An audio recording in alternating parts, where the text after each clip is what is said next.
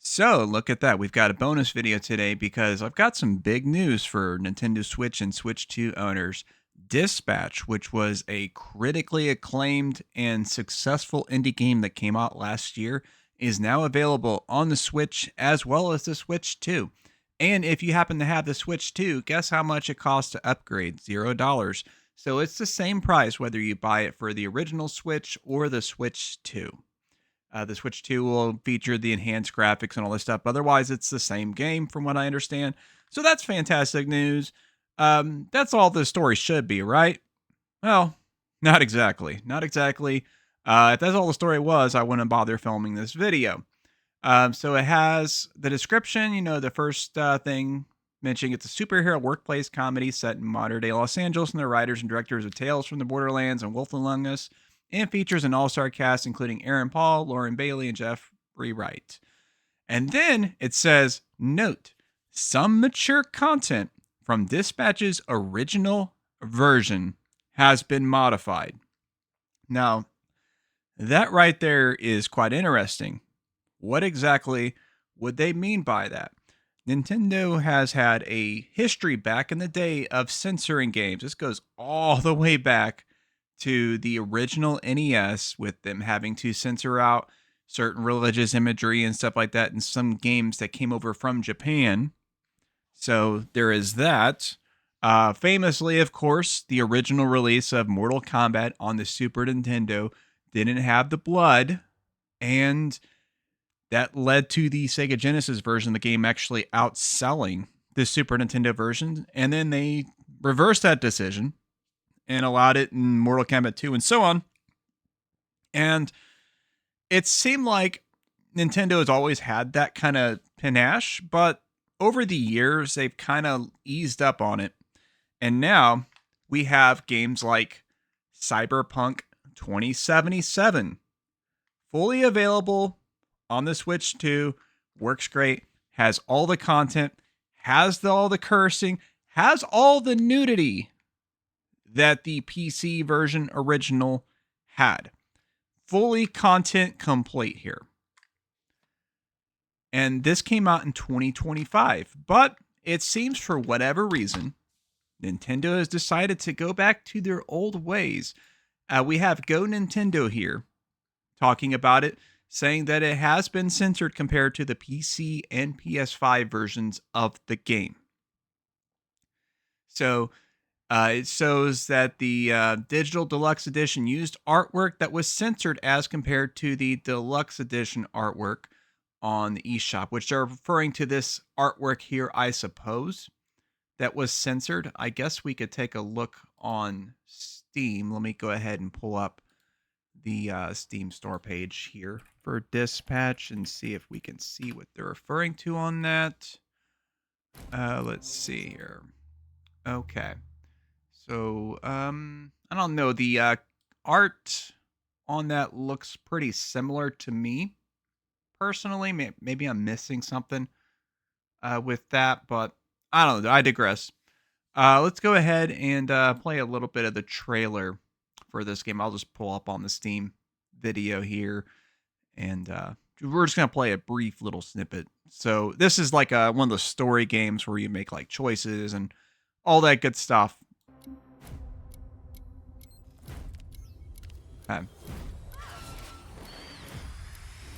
So you're playing as the blue shirt guy, and you're basically working at a dispatch for superheroes. So kind of think of like a 911 emergency kind of situation, except it's a superhero thing, obviously. Got the actual branded Twinkies, or at least it looked like Twinkies. Maybe it's just something that looks similar. Oh, it is Twinkies. So apparently they actually had a actual thing. Got Hollywood, of course. So this is kind of based on a alternate our world kind of thing. Really good animation. Obviously, they're going for kind of a animated movie, animated comic book kind of look here. You have a lot left to give. I would like to make you an offer. This is SDN. How can we help you? You want me to sit in an office and dispatch heroes? In exchange, we can She kind of looks like Karlak from Baldur's Gate 3. Dad bod superhero with no superpowers. Can't wait. Whenever there's a crisis in the area, we Okay. get a call, and guess who answers? Me. Too easy. All right. So if I understand, like, whenever you get these calls, you pick out certain heroes to go on the calls, and I guess they have, like, different strengths and weaknesses, as well as, like, relations together, you know, so obviously some will work better together than others. Going, I cut the whole damn team.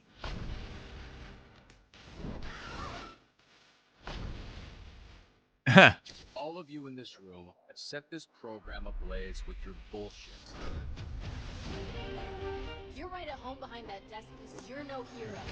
You're a nerd playing a video game in a suit your daddy built. A lot of drama, clearly.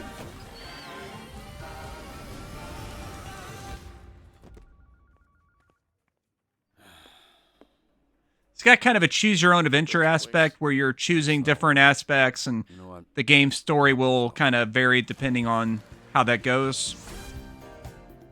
So you could get multiple playthroughs, obviously. A lot of people got Moist Critical. Alana Pierce also voice acting on this, too. Oh, no, I refuse to believe that's what he sounds like. Okay. So that is the game here. And if you're only gaming on the Switch or the Switch 2, you're stuck with the censored content, which we'll go ahead and go into the article here. It's been censored in a number of ways.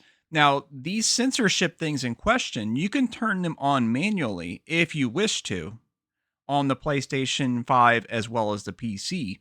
So, you know, if you have like little ones that you don't want them seeing like certain things on the screen or whatever, you can go ahead and toggle that on so that they're not going to see it. But Nintendo doesn't give you that option for whatever reason for this particular version of the game.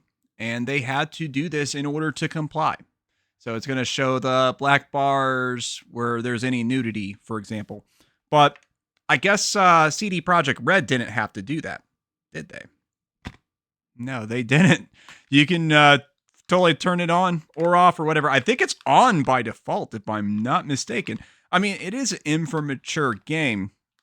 And I think most of us would agree that when it comes to these video games, they've changed quite a lot from back in the day. It kind of made sense back in the NES, Super Nintendo days because they were largely considered to be for kids.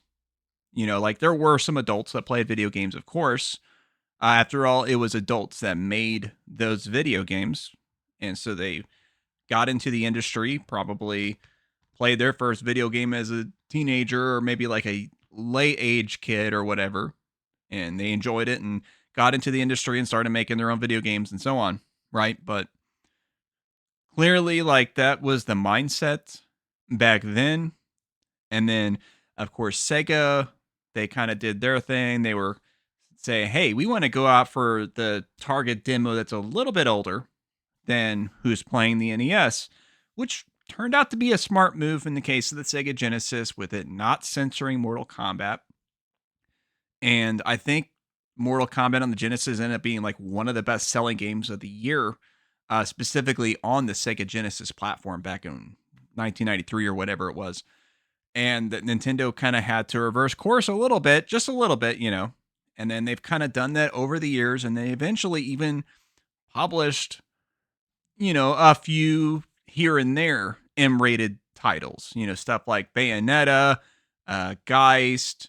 They let Rare put out Conker's Bad Fur Day. It was actually Microsoft that put out the censored version of that on the original Xbox whenever they did the remaster of that. So, you know, it seemed like those times are over, right? I mean, Nintendo, from what I understand, they'll allow all kinds of crazy ass stuff on the eShop. I understand there's like hentai games and stuff like that. But a critically acclaimed indie game that has sold hundreds of thousands of copies, that has been receiving all this praise, it's been nominated for like Game of the Year awards and such. No, you've gotta edit it, guys, and you can't even have the toggles. You've got to just have it edited for everybody. It doesn't matter how old the player is, which, the player that is like 12 or something like that probably shouldn't play this game to begin with because of the mature content, although that's up to the parents. Of course, that's up to them totally. Just like it was whenever I got to watch like scary movies like Friday the 13th as a kid. Probably shouldn't have, but I don't know. I think I turned out fine. But that should be the parents' call, not Nintendo's, not Sony's, not Microsoft's. It should be the parents that decide if they want to allow their kid to play that. And we don't need a company like Nintendo to be a nanny state for us gamers. I hope you guys enjoyed this video. Please be sure to check out the video I previously did. And on the other corner, the algorithm's going to send something fire to you. And if you would kindly, please subscribe and check out more of my content. And that's going to be the last line.